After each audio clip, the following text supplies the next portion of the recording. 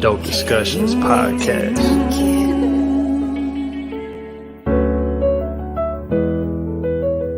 Dope discussions, Gator, Erica, woke discussions. Mob ties, how they rock and think they both was cousins.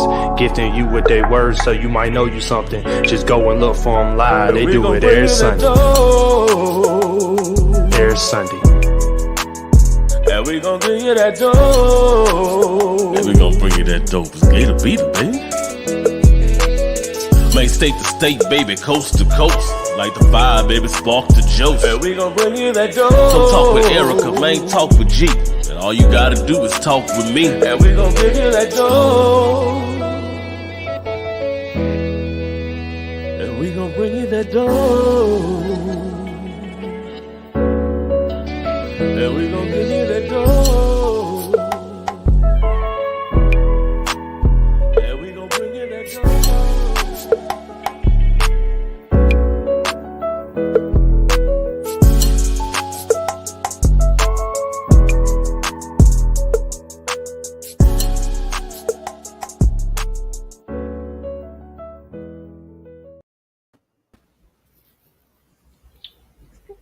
Hey everybody, welcome back to another Dope Discussion Sunday. Happy Easter. Happy Easter, Ursula. Happy Easter to you too, Erica.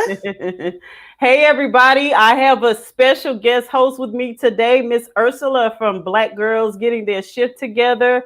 Gator is out with his family celebrating Easter today, so she is filling in for Gator. I'm sure y'all are happy to see her pretty face. I know you miss Gator's silky voice, but we got a beautiful face over there for y'all today. Thank you. Thank you so much for having me. I felt honored when you sent me that message. I was like, on her platform? A co-host? Of course. We share like-mindedness, and we're going on this healing journey together. And we both found out that we both need this conversation today. Oh, triggered already. I'm going to try to talk in my silky Gator voice. Okay. Pew, pew, pew. Hey, John. Happy Easter. John says, same Gator. Hey, John.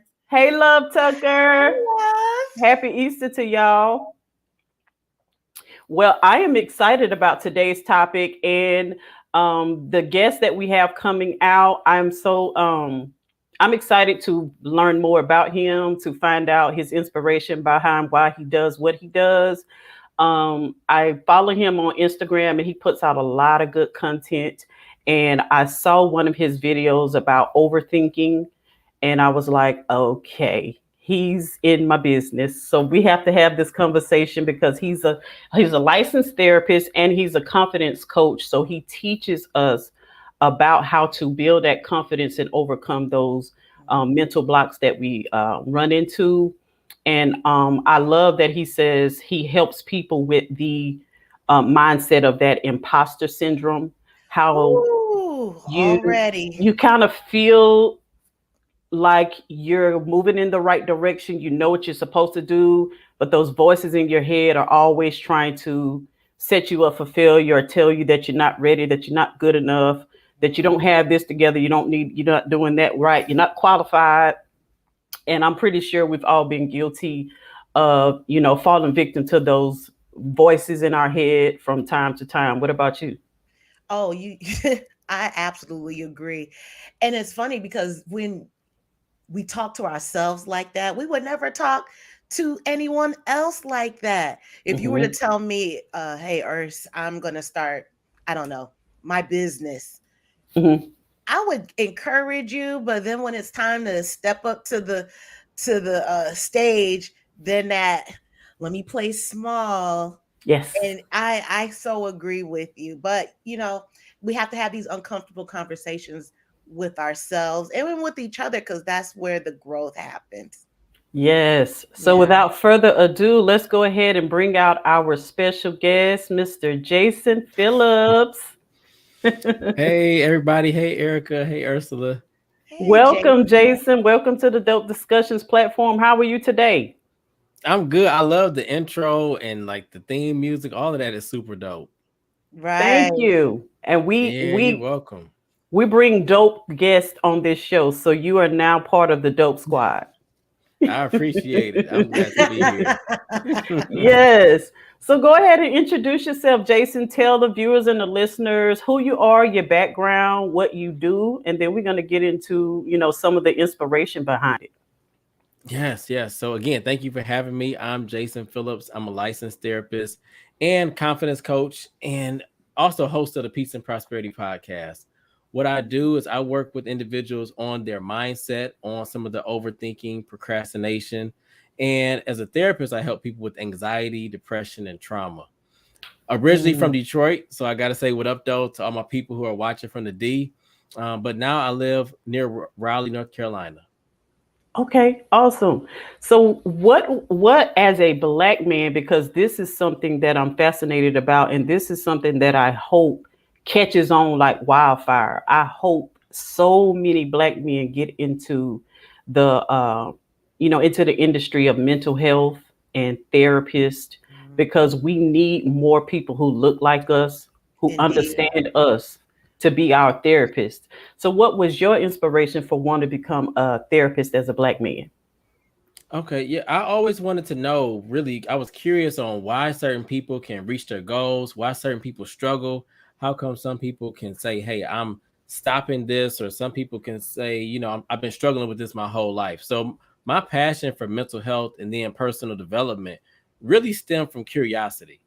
Okay. Looking at family patterns of people, in my family, a lot of my family struggled with addiction, particularly on my dad's side. So I wanted to know, why are some people having these struggles and some people aren't?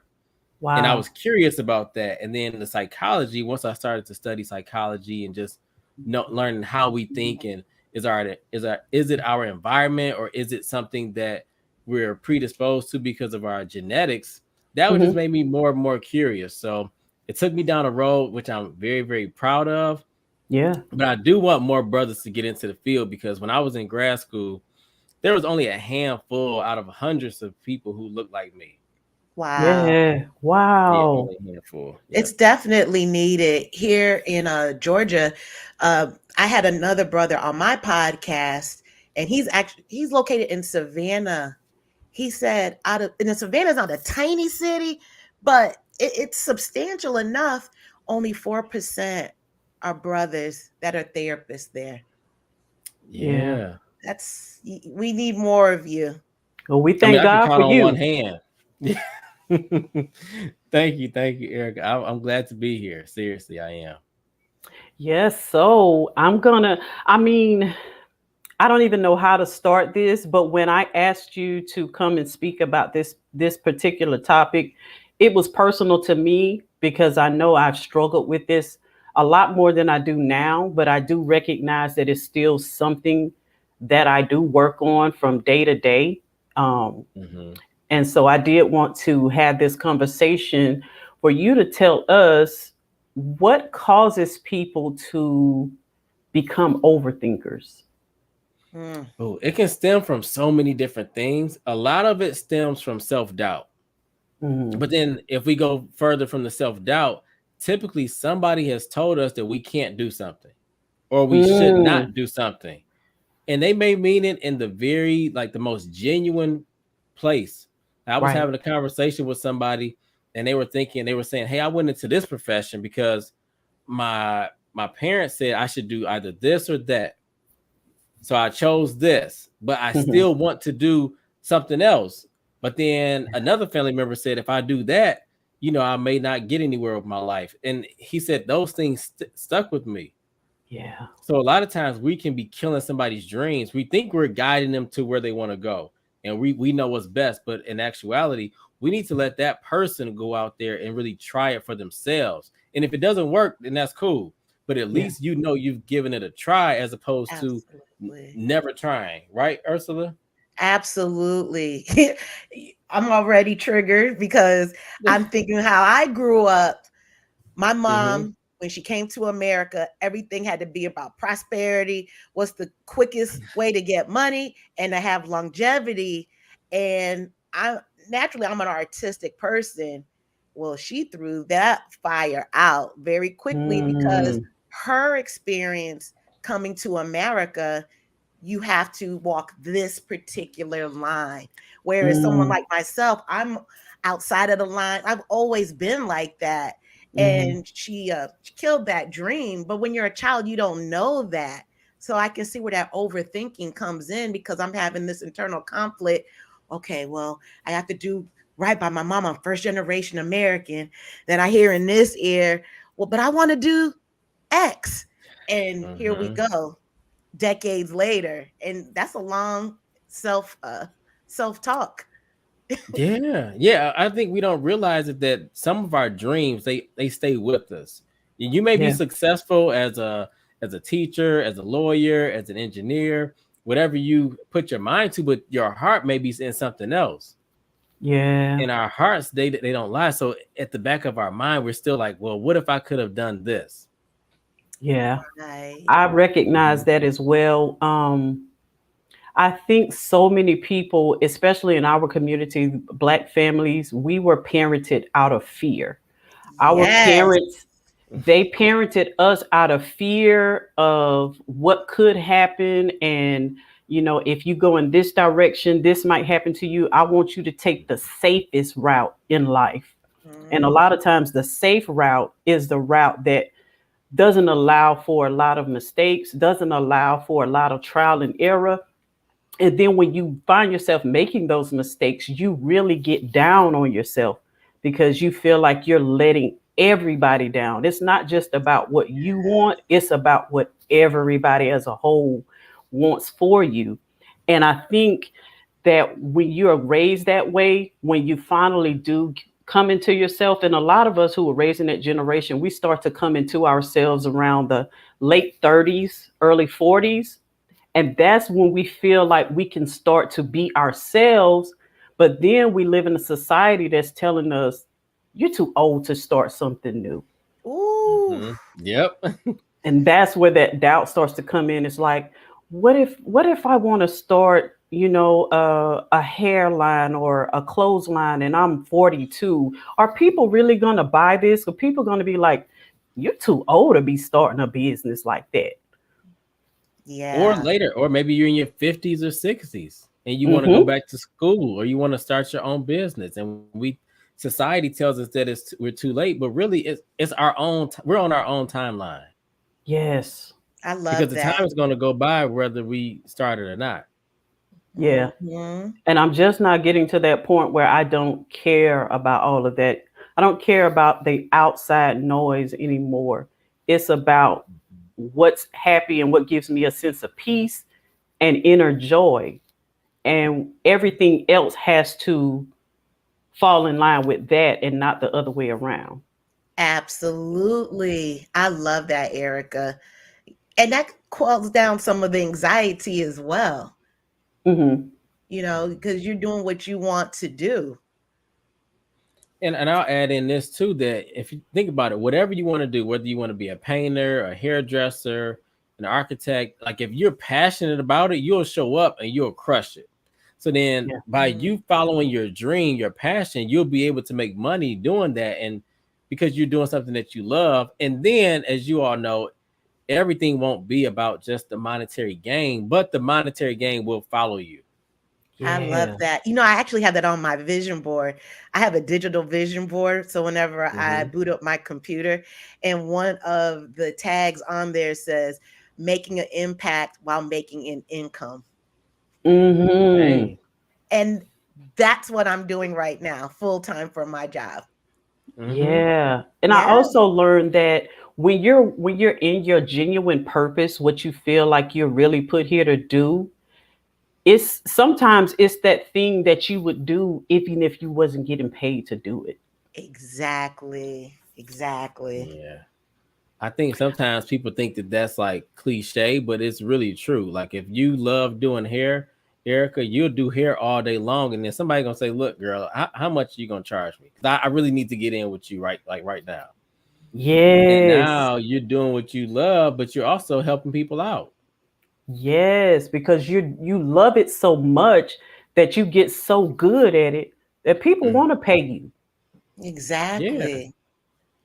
So what are some tips in your profession how you've helped people overcome that overthinking and that procrastination? Because I think that the overthinking leads to the procrastination because you think I gotta think about this possibility, this outcome, what might happen if I do it this way or if I do it that way.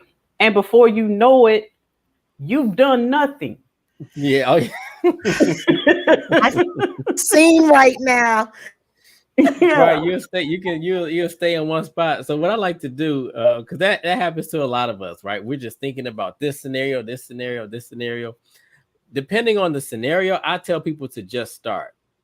Yeah. So think about your podcast. When you first started your podcast, you may not have had all the theme music and the dope guests and the microphone and the backdrop, but you were thinking you needed all these things, but really you needed to just start where you're at and then add on to that. Set realistic goals. So the first thing I would say, start where you're at, Hmm. which if you're at the bottom, that's cool because we don't want to start at the top because where can you go from there? Right. Okay. The second thing is set realistic goals because now you're not necessarily stretching yourself to the point where you're stressed out. Right. You can hit the goal and then you can move to the next realistic goal. And if you find yourself not reaching those goals, I don't say don't strive to reach the goal, but let's dial it back a little bit. Yeah. That way you can gain the momentum so that now you'll have the evidence that you can be successful in whatever you're trying to do. Okay. I love that. And I think that that's a common theme with people as well, especially if you're like a perfectionist, a people Oh yeah. pleaser. You when you want to do something, you want to come out of the gate doing it perfectly. You never want people to see you starting from the bottom. You never want people to see you messing up. And I had to overcome that fear when I first started doing live videos on Facebook. I would get in front of the camera and I would freeze up. So how I first started practicing like videoing myself before going live, and I'm not gonna lie, I would video myself, I would watch the video back and I would delete it immediately. Like, nope, Oh your yeah. facial expressions wasn't right, your voice was too deep, your hair wasn't looking right in that shot. Delete that one, do it again. But I realized if I just keep videoing myself and deleting it, I'm never gonna do it. So live video gave me no excuses. Yeah, you And I can't didn't have an out. redo it. Right. You can't delete it. You can't get out of it because people are actually watching you in real time. And that's how I was able to overcome that fear. Yeah. Wow. Same for me. I mean, like when I first started showing up on Instagram a couple years ago, I just reshared a clip of my first video where I recorded the first video. I was talking about letting things go, and I was so nervous. I didn't even realize it though, but I Mhm. didn't blink. It was like a 45-second video. So if you go on my page, I just reshared it a little bit, but if you scroll down to the beginning, you can see the very first video. I did not blink. And a friend of mine, he's a comedian. He said, "What's up, bro?" He said, "Did they clone you? Because you didn't, what's up?" So, You know I'm gonna have to go look for it after this so, stream. so the next day, I went back. I said, "Oh man, I didn't even realize it." Sometimes we nervous, we don't even realize it.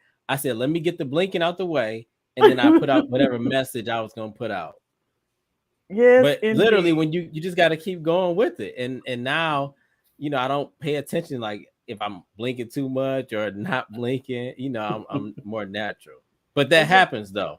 how we overanalyze one particular little pinpoint. I remember I did a Hmm. live stream, and I think maybe this lock was probably like here instead of here. That just ruined my entire day. So then I went to work, and then I said, "Oh, I have to delete that video." Well, all right, now there's about 50 views on it. So, and I was just like, you know what, forget about it. But that particular video, now this is the ego talking. I'm looking at it, this one lock. However, I'm getting DMs from people saying how they were touched and they learned whatever nuggets they got from that live. But I'm in my own head, overthinking, causing my own anxiety over one Yeah, piece of hair. Yes. yeah, Yeah, our ego gets in the way. yeah. We overthink that stuff, right? And people they looking at the message, but we're looking at the aesthetics of it. Did I sound okay? Did I stutter a little bit? All of these things. Did I miss a word? Did all of the things that are surface level, but people really just want to hear the message. They don't care if you got all your locks in your front of your face. As long as they get what they need from the video, you can be looking like cousin it. They're good with it. And it is weird that we know this stuff. We know this stuff consciously, but it's subconsciously that sometimes it can start to get to you because I know for a fact that people relate to me better when I'm not trying to be perfect, when I am a messing up, when I am making mistakes. Because if you're trying to inspire a world of imperfect people, they're not going to be able to relate to your perfection. Absolutely. And I Yeah. used to say that all the time about being, going to church and being inspired by the pastor's message. If you're speaking to me from a viewpoint of you've never done anything wrong, you've never made any mistakes in life, and you're telling me how to live the straight and narrow, I'm not going to be able to relate to that message because that's not my testimony and that's not my experience. So that's not going to touch me.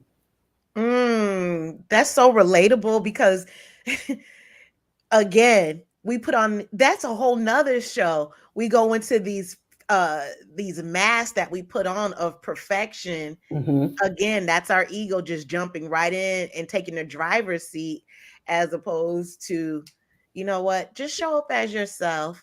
And I'm Yes. still working on that. I am. It's a work in progress. I'm definitely building the plane while it's in the air. Yeah, Yeah. sometimes that's the best way to do it. Just jump. Yeah, Yeah. I like that part. Jump.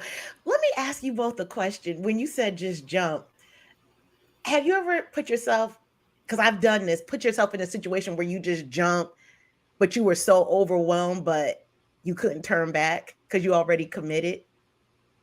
When I started my podcast, yeah. Really? Tell us about it. I, well, because I had already at this point, I was a guest on a lot of podcasts, and a couple of people were saying, "Hey, bro, you should start your podcast." And I was like, "I don't know if I want to start my podcast. I already got enough stuff going on." So I said, well, I'm not going to ever start it unless I put a date on it. So my accountability partner, right, she said, well, look, what's the name of it? I told her the name, Peace and Prosperity. She said, all right, well, I was working on the graphic, and she just went overboard. She created like 10 assets to promote it, the release, the release date. So now I had already put it out there to my community on Instagram. She had created all of these assets. So now I just have to record the episodes. And because I had committed to it and I had people holding me accountable, at that point, I couldn't, there was no, oh, I'm going to do it. It was like, it's going to happen on this day. Wow. Okay. So you couldn't turn back. No, I mean, I could, but that would have been, that wouldn't have been me if I would have said, I wasn't going to push the release date or nothing. I was like, look, this is going to be it. Like, let's go. And I was happy to do that. And I actually enjoy it now. But at that point, as Ursula was asking, I just jumped. I was like, okay, well, let's see what it do, because I'm here. Yeah. When I've done that before, I've found myself making excuses or creating work to push that said date back. So, I have to get this done. When in reality, it really was not priority. It was just an excuse just to buy more time to overthink and cause more anxiety for myself. And let's keep it real. I was scared as hell. Yeah. That fear, anxiety has held me back in some situations that I knew that I should have pushed forward and I should have done it, and I put it off. I procrastinated. Sometimes when it's something that I know is going to take a lot of energy and thought, I will put it off because I'm like, I'm not in the headspace to really think this thing through and see it all the way to the end. So I don't want to start it and then not finish it up. So I'll just wait. But that's just another excuse on my part. And then it starts to create this this snowball effect of guilt, self-doubt, self-contempt, because I'm not keeping my promises to myself. I said I was going to do a thing, then I put it off, and I kept putting it off, and now I haven't done it yet, and now I feel guilty that I haven't done it. And then it's just, and I never get to it because now I'm down on myself. Yep. Wow. Erica, that's real. And I can say I've been there too, staying on the same lane of that podcast. When I first dropped, I was dropping episodes weekly. And then at some point I was like, oh, this is getting to be a lot. And then the holidays hit. Next thing I know, I was super consistent on Instagram, but I was like, let me miss a week. I just need a break. And then it turned into another week. And I was like, when am I coming back to the podcast? So then, I said, well, you know what? I had somebody on Joy of Social Work, and she said, I do my podcast. I release every 2 weeks. And I said, you know what? I can commit to that. Yeah. And I've been able to commit to that ever since. So now I don't feel guilty and the self-doubt, because it's like I had to set a realistic goal, and realistic for me was not the same thing as everybody else. I need to do what's best for me. Wow. So that just gave me a light bulb moment. So that made me think that maybe I was being unrealistic in what my limitations was. We overcommit. Yeah. At times, you mentioned something about boundaries earlier, which sometimes when I work with my clients, we'll figure out that it's not always their perfectionism, but it's their lack of boundaries that keeps them from being as great as they can, because they're helping this person, and they're not focused on themselves. So like if they're going to school, but you're constantly taking care of this person, or you're constantly picking up extra shifts because somebody's out, or you constantly doing whatever it is that has nothing to do with you completing school, it's that you have a problem with saying no and you overcommit. Ooh. You having a moment, Ursula. What you got to add on that? Oh my God. About the boundaries. And I'm going back to the lack of it. And I mean, I already have my own lack of boundaries, but growing up, how there was a lack of boundaries with my parents. Mm. And because now as an adult, I feel like they have not done all that they could have. So they put it on me. So Mhm. that's already been ingrained in my brain as I'm growing up. So now as an adult, I did not realize that subconsciously I was holding myself back because I was scared of the success that comes with going through with whatever goal I had. Because okay, so I completed it. What am I going to do now? But then with the success comes the responsibility And the sustainability. and That part. yes, Erica, the sustainability. That's what I learned too, is that sometimes we are afraid of success because we're afraid we can't sustain it. We've Yes. set a new level of expectation for ourselves, and we're like, do I want to be held to that standard from now on? It's Exactly. probably excuse me, it's probably similar to it's like, oh my gosh, that episode was great. It was so dope. And you're thinking like, crap, I gotta come with another episode to beat that episode. Yes. But it Yes. it doesn't really work like that though. Some We episodes are we just put that better on than others. ourselves. We do. Yep. We really do. I love what Love just said, and we don't really celebrate getting to that part. Mm-hmm. Who I call that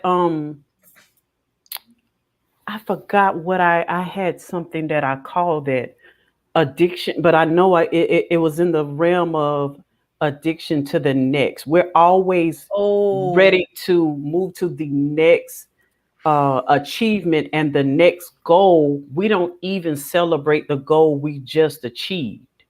Mm-mm. It's Not never like we're good supposed enough. to. oh. Mm-mm. So, Jason, I have a question because Mhm. Erica, you just rattled my brain. What are your thoughts on being mindful?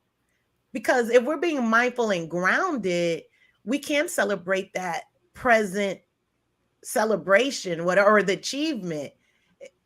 The So mindfulness. Uh-huh. I think we're used to quick hits. So if you think somebody on, let's just say, like an Instagram platform, they reach 10K followers, you see the 10K post, the next day they're on to something else. Yeah. And in their mind, I think that's what happens too. We celebrate it for that day, but that's it. Maybe you reach 10,000 subscribers. You like, okay, I hit 10,000. Let me try to get 15. It's like, wait. Are you gonna really take the time to celebrate the 10 that you just had? 10,000 is a lot. 1,000 Right. is a lot. 10 people watching you live is a lot. But we're not in the present. We're just thinking about what is next.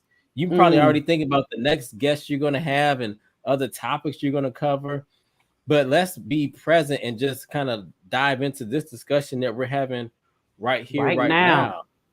Yeah, even Mm. Yes. even the smallest things, right? When we eat our food, sometimes we may be distracted watching TV. Next thing you know, we look at our plate and it's like, dang, that's gone already. I got to get some more. Erica. Oh my God, you ain't not business. We were just having this conversation. I Yeah. I I sent her a picture of my breakfast yesterday or day before yesterday. Yeah. And she was laughing because I had taken a bite out of the food before I took the picture. She taking bites out of the And so I told her, I said, well, I went to bed thinking about this food for the next morning. Yeah, yeah. And That's that's how it what we happens. do. We're thinking about the next, and we're never like relishing the present moment. Hmm. Yeah, yeah. and Slowing John, down and let's being a see. moment is real. Yes, John said move to the next and we don't celebrate. That is huge. And we don't take time to look at the totality of what we have built, how Mhm. each piece ties into the bigger picture. We don't. And we sit there and we would say out of our mouth, celebrate the little small wins. But do we really do that? No, not for me. Not like I should. And I'm very firm on saying that. And I'm not proud of it, but I am working on it. Yes. Yeah, It's a work sometimes in we don't even. progress. I work with my clients a lot, and we know I ask them what wins did you have for this week or this past 2 weeks or whatever, and sometimes they're like, oh, I can't even think about it, and Mm. literally we have to go through and look. You've shown up, you're doing this homework, or you're helping yourself in this aspect, but we're like, oh, that's just we brush that off. We think Yeah. that the win has to be something grandiose, or I got this job, or I got a new partner, or I'm about to get married. Like it doesn't. That's not. Those are big monumental events in our life. But Yeah. just us being together on this day is a win, right? Because somebody could have canceled. Somebody could have said, "Look, my internet's not working." Like, Right. So I have a question, Jason. Do you think that that is influenced by us living in the world of social media where we need validation for the things that we accomplish? It's like if it's not big enough, I'm not going to post it. If it's not, grandiose enough, it mhm. means nothing. I think social media has highlighted it and taken it to another level. So I Hmm. think Mm, pre-social media, we still felt like some of us felt like we weren't doing enough. Hmm. I think that was even before Facebook, Instagram, all that stuff. But I think now with the Instagram, particularly because it's such a photo and video app, we're looking into people's lives. Yeah. So right. before I didn't know, like if we didn't have these platforms, I would have to call you or drive, fly, pull up to see what you're doing. But now Right. I can literally go to your stories and see what you've been doing the last 24 hours. Right. And if it's nothing, Mm, if you don't feel like you have nothing going on, you may not feel obliged to share. But the thing is, you want to share, you want to feel like you have something going on, but you're comparing it. Well, Ursula just went out to this 5-star restaurant. Me, I just got my little, meal at home. But really, a home cooked meal, we don't have to be comparing everything like that. That's what I'm gonna say. Yeah. which that goes back to the anxiety and the overthinking and the ruminating thoughts just by Hmm. looking Hmm. at the number of likes and where they are. Yes, Ah, yes. So Just how do post we because. work on those? How do we work on those internal voices? mhm. Mhm. How do we combat those and replace them with something that's more productive or more positive And for us healthier. that helps us take Yeah. action? So I'll stick with the social media example. Post what you want to post. Post what you feel. Be authentic. Be genuine. Because Hmm. when you try to get into like the likes and the comments and the follows, is that really what your life is about? How many people like what you post, or what about the deeper message behind it? Because Yeah. Right. I found that when I put out the deeper messages or the things that are more authentic, people like, hey, I can relate to that. I appreciate you for Yeah. sharing that. As opposed to some things that you may curate and you're trying to make sure everything's in the right position and the right color, the right filter, and all this stuff. And then maybe it's crickets when you post it. So you think, well, I wasted all that time. I should have just shown up and just been who I am. Oh Yes. boy. Let me Yeah. tell you, with one of my first podcasts, when I would do the audio part of it, not Mm. streaming live, and I went over that podcast with a fine tooth comb. I think I counted and tried to delete maybe about 9,000 ums. And, Oh my God. and then the pauses were so long. And I think it literally took 36 hours to edit a 30-minute video. Are you kidding me? Oh, I just throw the whole podcast away. Just throw it away. And I deleted it. I deleted it. That's the Oh, thing. We I'm not we proud are of that. working on so many things that the world does not even get to see. And somebody needed that deleted message. Somebody yes. needed that. Yes. I agree. Somebody did. My Yeah. my life coach told me, she said, you have all these people who you don't even know that are lined up to hear the message that you have that's been downloaded to you, and how selfish of you to keep it for yourself. This is a Mm. God-given gift, and you're holding it to yourself, and you're letting your ego squeeze it tight because Mhm. you hear Mhm. 25 ums. She said, Mm. that is so selfish. She said, go ahead and just do it. Just do it. Yeah. It's not for you. So I have a question, Jason. Can you kind of explain to us, break down what exactly is the imposter syndrome? Oh, it's the Mm. feeling that you're not enough. You know you're enough, but you still don't feel like it. So you have all of these accolades, you're doing some great things in your life, but when you show up, you're questioning it. Mm. Am I supposed to really be here? And I see it a lot in high achieving individuals. And when I say high achieving, I'm Mm. not just saying like from an accolade standpoint, but even the people who are doing some amazing things, but they still don't want to give themselves any credit, any Wow. Where's the acknowledgement. genesis from that? They're judging themselves because typically something has happened before. They had, like I said, a failed relationship. They've had pressure on them from day one, so they Mm. still can't feel like they can kind of like reach whatever goal or milestone that you're trying to hit. So when they do show up, they're showing up and they're playing, like you said, they're playing little league when they know they're supposed to be in the majors. Ooh. Wow. Yeah, the thing about it is, if we don't consistently work at it, one, we have to acknowledge it. We have to Yeah. acknowledge that is there, but then we have to work at it and address it. Address that inner critic that is trying to tell us that we're not dope enough.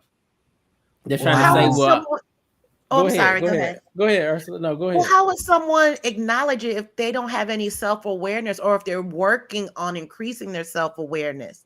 Because if you're already perfect or trying to achieve perfectionism, I don't see how someone pinpoint to address that to themselves. Well, I think some of the things that we can look at. I'm looking at Yeah, I'm reading it this too. comment too. It's good. I felt the imposter syndrome in my new position, and I'm just getting out of it. I realized I can't compare myself to coworkers, and I should focus on what I'm bringing to the department. Yeah. Good deal. So That's we have good, to. Kaylee. Yeah. That's Thank good you. stuff. We to acknowledge it. Taking inventory of how you are feeling when you're showing up at work. For example, are you feeling like you belong? Or are you questioning? This is how you can know. Are you questioning the email? So you, let's say you're about to respond to an email and you rattle it off. You say, I don't know. Let me let me clear that out. And then you type it again. Hey, come look at this. How does this sound? Yeah. I feel so seen right now. Let me get So out of this now, screen. by this time, you saying, you know what? Let me just walk over and talk to him because I don't even know if email is going to be able to get it clear. Yeah. That's where the overthinking comes in. It's a simple example of an email, but sometimes we just need to hit that email and put send on it and call it a day. Ooh. Ooh. But we're overthinking the smallest things. Yeah. I can That envision it like double dutch. You just Yeah, just get on in there. go. yeah, yeah. Yes. It's frustrating too because we don't feel like we're fulfilled. We don't feel like we actually are dope enough.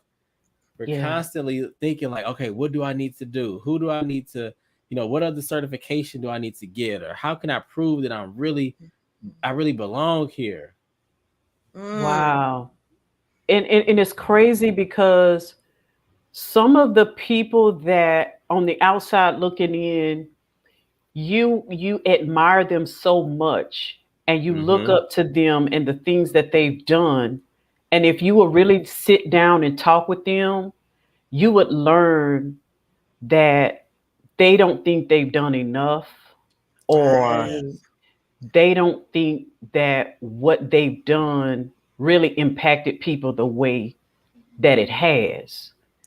And Yes. that's that imposter syndrome where they don't feel like they're qualified for all of the praise and accolades that they've received, because in the back of their mind they're like, I could have did that better, or I could have did Right. more. And it's crazy. I think it comes from a place of, like we were talking about, that perfectionism. Mm-hmm. Um, and I think a lot of people who grew up performing for love, they felt Mm-hmm. like their achievements and what they do is what qualifies them to be loved by their parents. Mm. Wow. Erica, the last guest I had on my podcast, Reverend Isaiah Petway, we talked about balancing self-love and success. Mm, And in a nutshell, he talked about, he's been preaching for like maybe over 20 years. He has, I believe, 3 master's degrees. He has his own church. He's a senior pastor and he's a superintendent. And he was talking about how he was doing all of these things and taking care of everybody else, but not taking care of himself.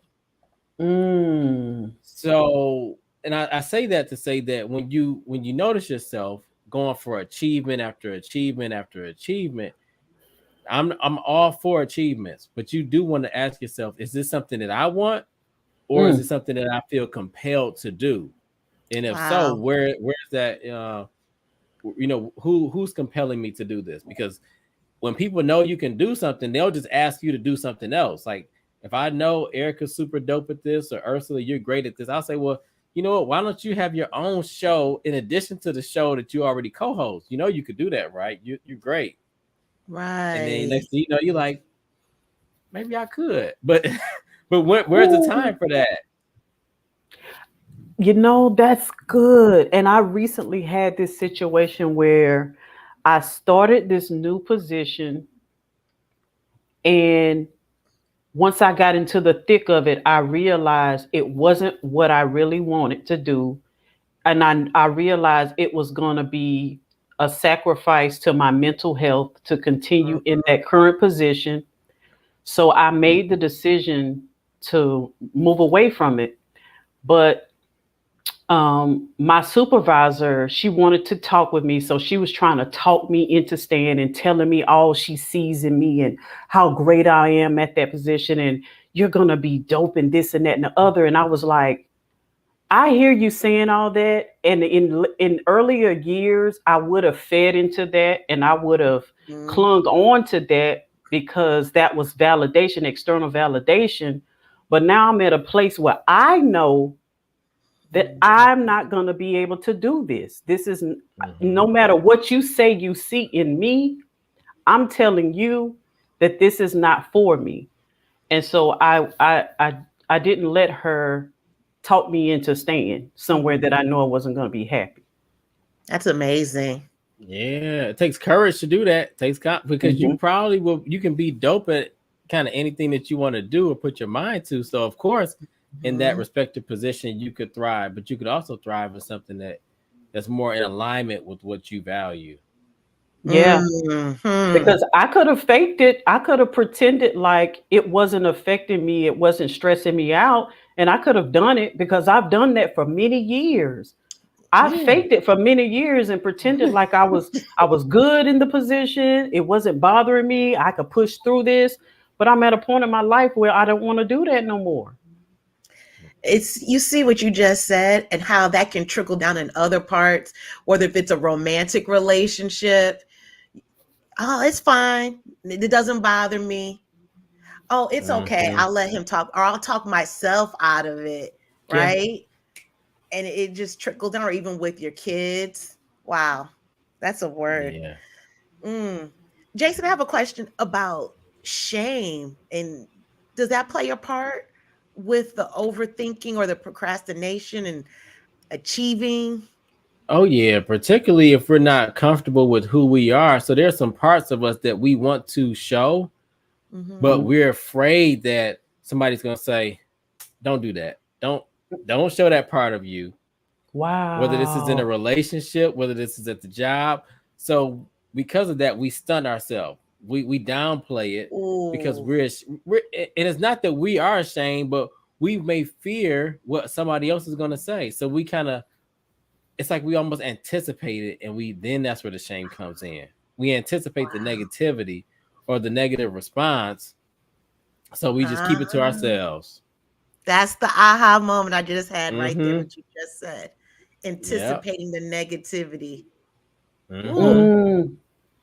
So does that mean there's still some pieces and parts of us that we haven't reconciled with yet, that we still feel like there's parts of us that we don't want to show because we haven't Mm-hmm. actually accepted it ourselves?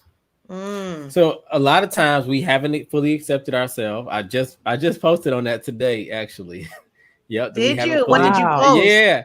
Well, I said, three signs that our confidence needs work, and one of them is that we fear failure. Hmm. One is that we focus on what we don't have as opposed to acknowledging the things that we do, and then the last one is that we don't accept ourselves. Wow. Yeah. So we're on the same page. So it can This definitely show up. See, wow. This that's is definitely an aligned conversation. Yes. absolutely. I'm feeling goosebumps. And it's important to practice gratitude for that second point you just said, Jason, about not focusing on what you don't have, but Oh focus on yeah. what you have accomplished, what you do have. Because so many of us have accomplished some amazing things. Yeah. And Mhm. like if you look over the course of your life, I don't care how old you are, you've done some pretty amazing things. You've helped some people, you've done some things for yourself, but we ignore all of that. We don't want Yeah. to acknowledge it, we don't want to give credit to it. And then we walk around feeling like that we haven't done anything. So a lot of times what I have my clients do, list out all of your accomplishments, make that timeline, so that way you can, when I ask you what have you done and what are some of your best years, what are you doing now compared to 2 years ago, I don't want you just going off of just memory. I want you to show me the Mm. receipts. And people are pretty Mm. Yes. surprised. They look back and they say, "Oh, wow, I didn't realize I was doing all of this." And it's like, yeah, because we're so focused on the next thing, or we're so focused on what somebody else is doing, that we don't even show up and embrace the stuff that we're doing on a day-to-day basis. Right. My therapist suggested once, if because I was so stuck on what I didn't have, what I didn't do, and I was stuck on making a list. I could not Mm-hmm. do it. I was stunted.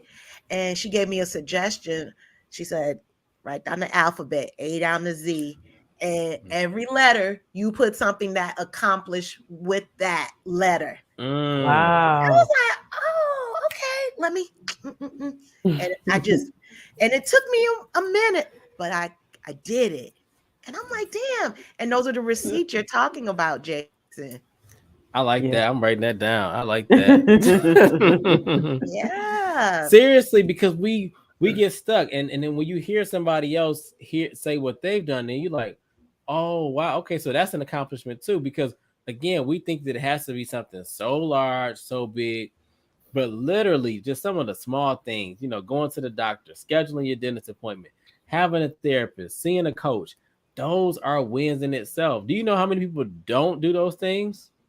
Ooh. Ooh. And as you were rattling those off, I was already saying to myself, one of the things that I am so, one of the proudest things that I am of for me is actually taking the step to see a therapist, because I lived so many years feeling like I had to do it by myself.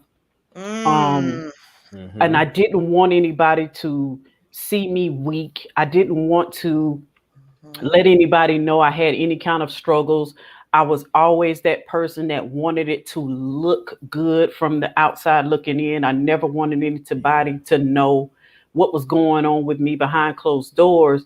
So to take the step to actually go see a therapist, and not only go see a therapist, but let people know that that's what I was doing, Mm-hmm. Yes. I Yeah. was very proud of myself, and I I just think that's one of my biggest accomplishments compared to anything else I've ever done in life. I'm most proud of myself for that.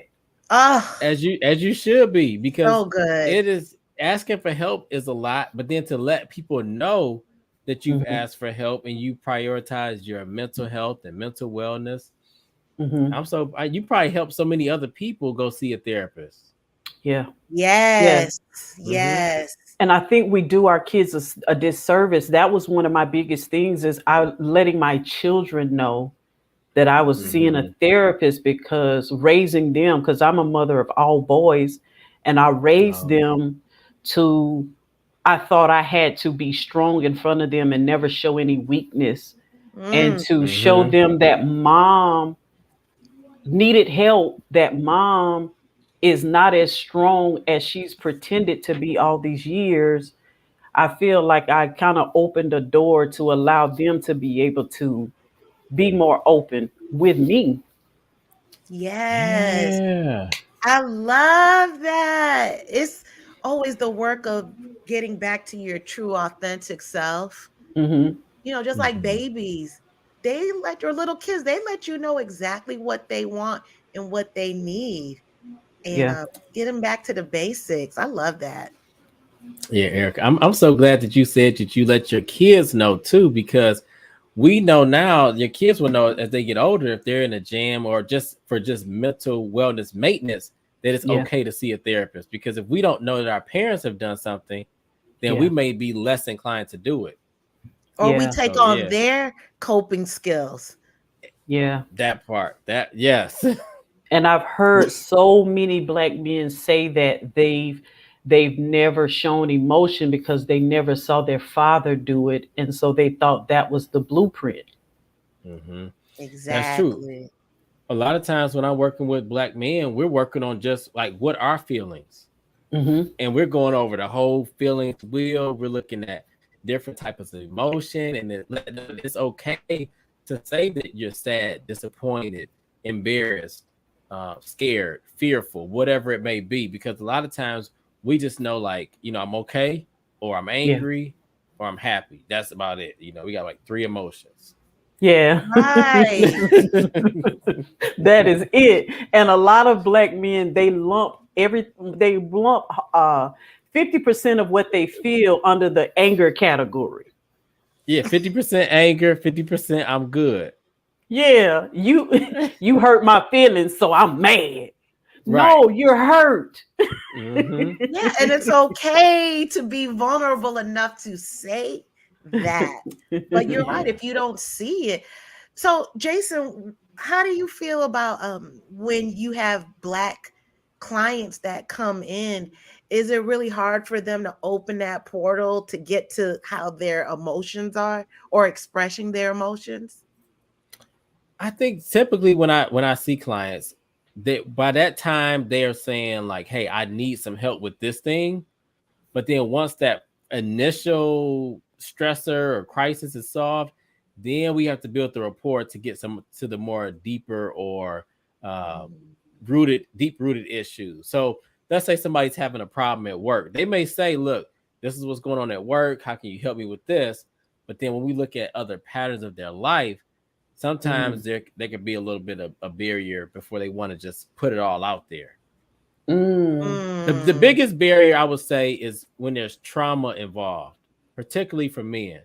They'll talk mhm, yeah. about the anger, they'll talk about the maybe even the relationship hurt. But if there's been any type of trauma where they felt scared, they couldn't protect themselves, they couldn't protect the loved one, there's a shame.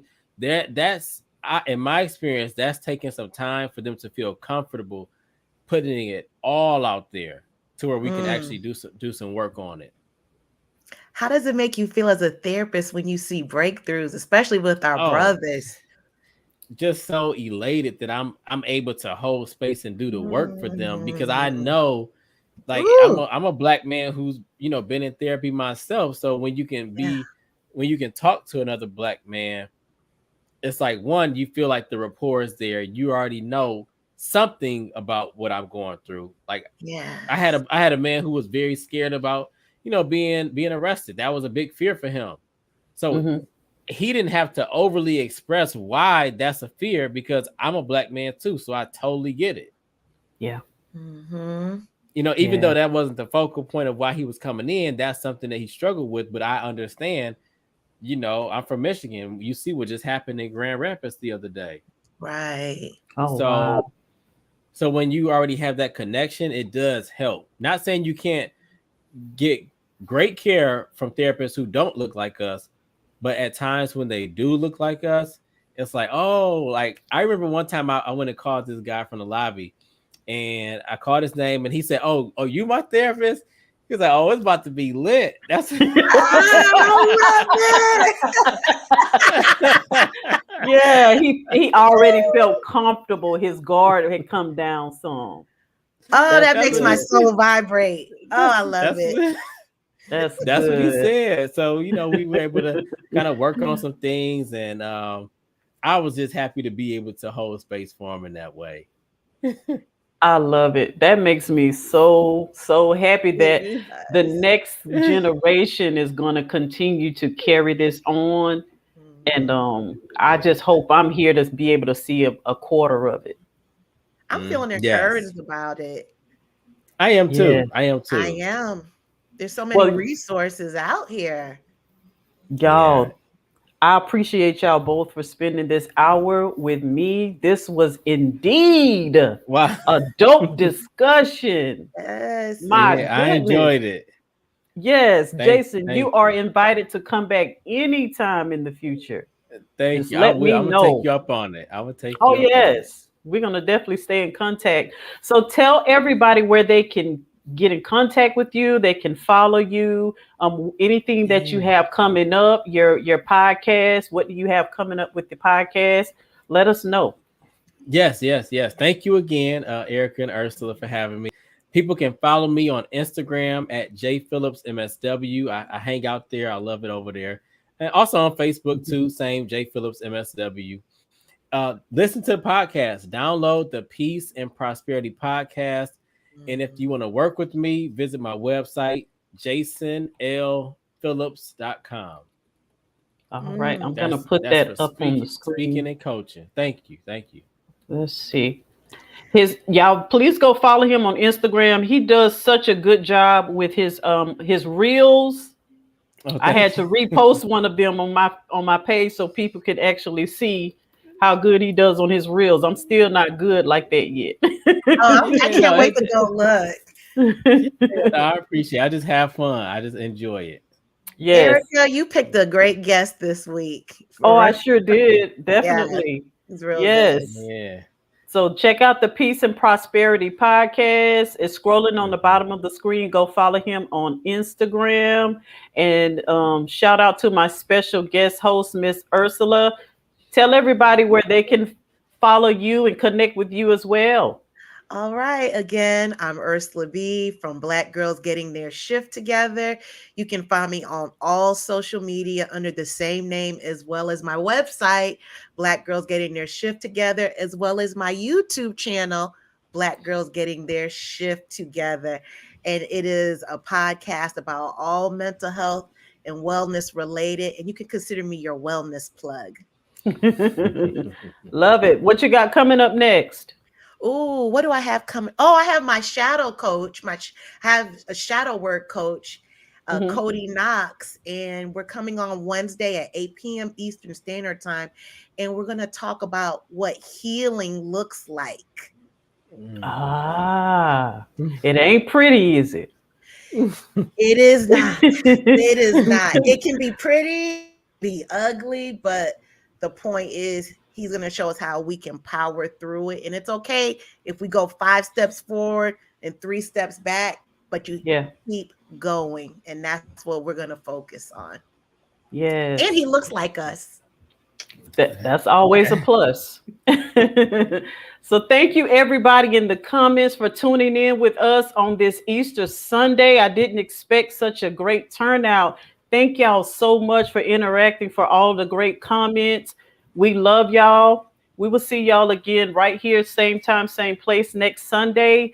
We have a special Spotlight Convo coming up next Sunday. We're going to have Mr. John Singletary from the Help Myself podcast, and we're going to have Miss Sharonda Armstrong from the Go Queen podcast, and they're going to be having a conversation about single parent dating from the male and female perspective. What it is to be a single parent and to be out here in these dating streets.